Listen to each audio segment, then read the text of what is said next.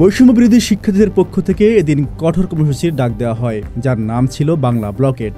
ইতিপূর্বে বিভিন্ন আন্দোলন কর্মসূচির অংশ হিসেবে হরতাল, অবরোধ সহ বিভিন্ন শব্দের সঙ্গে মানুষ পরিচিত হলেও বাংলা ব্লকেট শব্দটি ছিল একেবারেই নতুন।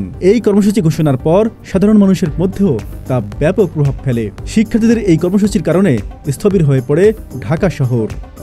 এদিন সমন্বয়ক নাহিদ ইসলাম বলেন, আগামীকাল বেলা 3:30 থেকে ফের ব্লকেট শুরু হবে।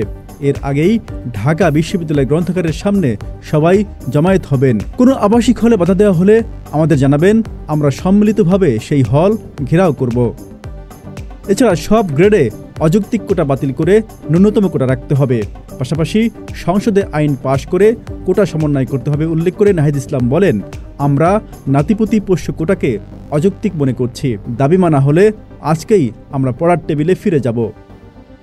এদিন সন্ধ্যায় আন্দোলনের প্রধান সমন্বয়ক নাহিদ ইসলাম, সার্জিস আলম ও হাসনাত আবদুল্লাহর সঙ্গে আলোচনা করেন আইনশৃঙ্খলা বাহিনীর সদস্যরা। আলোচনা শেষে ফিরে এসে হাসনাত আবদুল্লাহ জানান, প্রধানমন্ত্রীর একদল প্রতিনিধির সঙ্গে আলোচনা করতে তাদের ডেকে নিয়ে যাওয়া হয়। বাংলা ব্লকের কর্মসূচিতে অংশ নিতে বেলা 2:30টার পর বিভিন্ন আবাসিক হল ও বিভাগের শিক্ষার্থীরা খণ্ড খণ্ড মিছিল নিয়ে ঢাকা বিশ্ববিদ্যালয়ের কেন্দ্রীয় গ্রন্থাগারের সামনে জড়ো হতে থাকেন।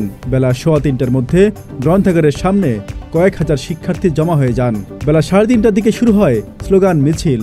বিকেল 4টার দিকে শাহবাগ মোড় অবরোধ করেন কয়েক হাজার শিক্ষার্থী। অবরোধ করা হয় চানখারপুল মোড়, সায়েন্স ল্যাব মোড়, নীলক্ষেত মোড় ও আগারগাঁও সড়কের প্রধান অংশ।